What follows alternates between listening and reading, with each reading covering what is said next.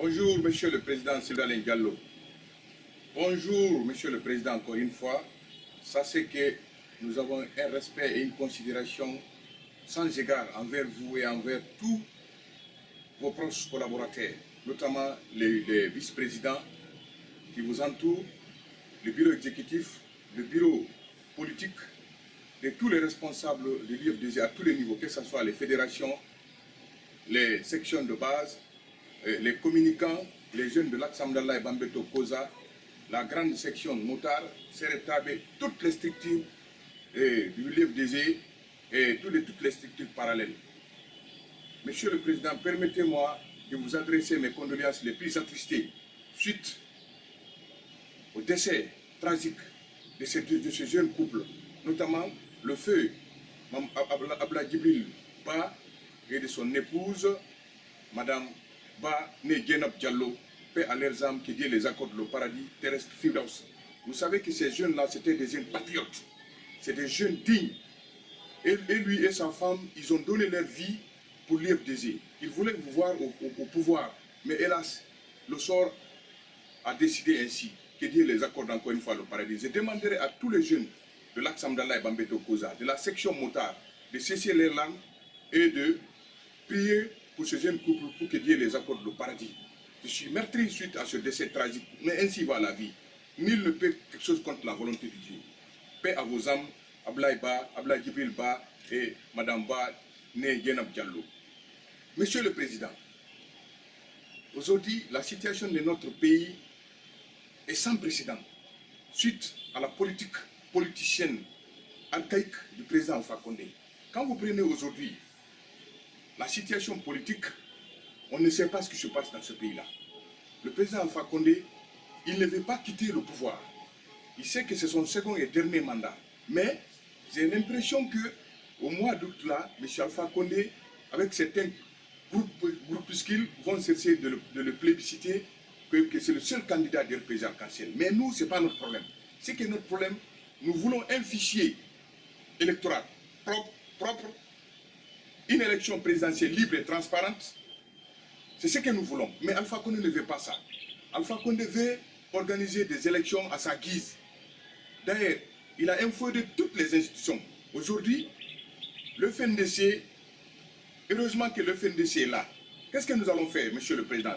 Je souhaiterais à votre approbation et je demande à tous les militants et responsables de l'IFDG, parce que nous sommes des militants de FND, le 8 juillet, que tout le monde sort dans la rue pour dire à M. Alpha Condé, à Moulanté, ça ne marchera pas. De libérer encore tous les militants et sympathisants de FNDC arrêtés arbitrairement. Je vais nommer en tête M. Fonike Mangé, M.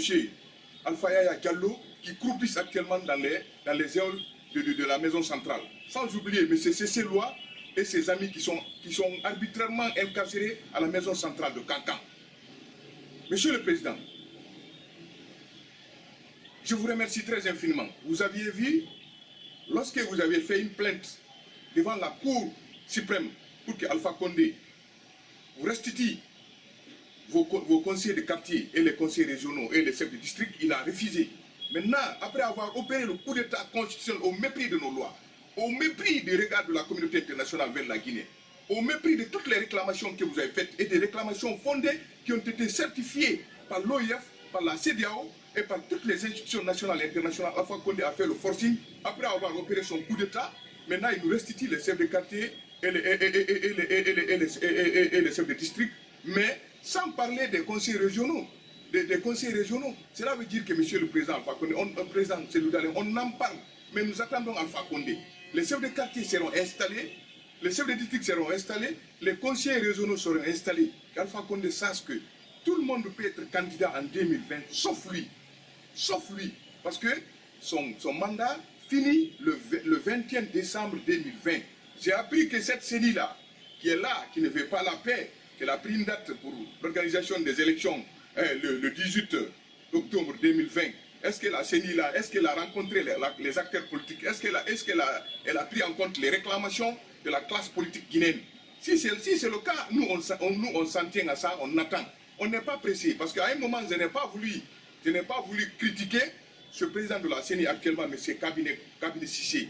Mais avec l'allure où vont les choses, je suis très fondé maintenant pour le critiquer, pour le décrier. Mais nous l'attendons au tournant. Qu'il sache que 2020, c'est un enjeu qui est extrêmement grand. C'est un enjeu qui est extrêmement grand. Alpha Condé, si Alpha Condé a donné des injonctions de donner cette date-là, nous l'attendons qu'il sache qu'Alpha Condé ne sera pas candidat. Monsieur le Président, je voudrais vous dire encore une fois quelque chose. Ce président de la Cour constitutionnelle actuellement, M. Mohamed Lamine Bangoura, n'a aucune légitimité. Je demande au peuple de Guinée de sortir le 8 juillet et de demander le départ de M. Mohamed Lamine Bangoura, le président de la Cour constitutionnelle. Parce que celui-ci, même si l'IFDG ou bien l'IFR ou bien le PD arrive à gagner ici 53%, ce monsieur-là ne va pas donner les vrais résultats. Vous avez vu ce qui s'est passé au Mali. Lorsque la CENI a donné des résultats, soi-disant que M. Ibeka n'a eu que 43 députés, le président de la Cour constitutionnelle a augmenté en disant qu'il a 53 députés pour qu'il puisse avoir la majorité en faisant une coalition avec les partis politiques affiliés à son pouvoir. Vous avez vu, c'est suite à ça, tout le peuple malien demandé pour demander le démantèlement de la Cour constitutionnelle malienne. Nous demandons le démantèlement de cette Cour constitutionnelle moribonde, irresponsable, qui ne peut rien, qui est là pour créer le problème dans la guerre. Sinon, si M. Mohamed Lamine Bangoura était un vrai président de la Cour constitutionnelle, il ne devait même pas cautionner ce coup d'État constitutionnel. Il devait le refuser parce qu'il s'est basé sur aucun article de la Constitution de 2010 pour essayer d'organiser ce coup d'État-là. Mais comme il n'est plus gardien de la Cour constitutionnelle, il est le gardien du RPG Arc-en-Ciel et de son clan, nous demandons le départ purement et simplement de M. Mohamed Lamine Bangoura. Il ne mérite pas d'être président de la Cour constitutionnelle. D'ailleurs, cette Cour constitutionnelle, elle est démembrée. Elle n'est même pas complète. Il y a des gens là-bas qui n'ont même pas l'âge requis pour être pour être commissaire de cette constitution. Nous demandons le départ de la Cour constitutionnelle moribonde qui ne représente rien. Mais je pèse mes mots. C'est une Cour constitutionnelle moribonde qui n'a aucune légitimité, qui a été cooptée pour faire le plaisir d'Alpha Condé. Quant à M. Ali Diaby, le président de l'INAS, lui il ne mérite même d'être un chef de quartier. C'est des gens qui ont trahi leur formation académique et leur formation intellectuelle. Sinon, ces gens-là devaient se battre pour la Guinée, pas pour un individu.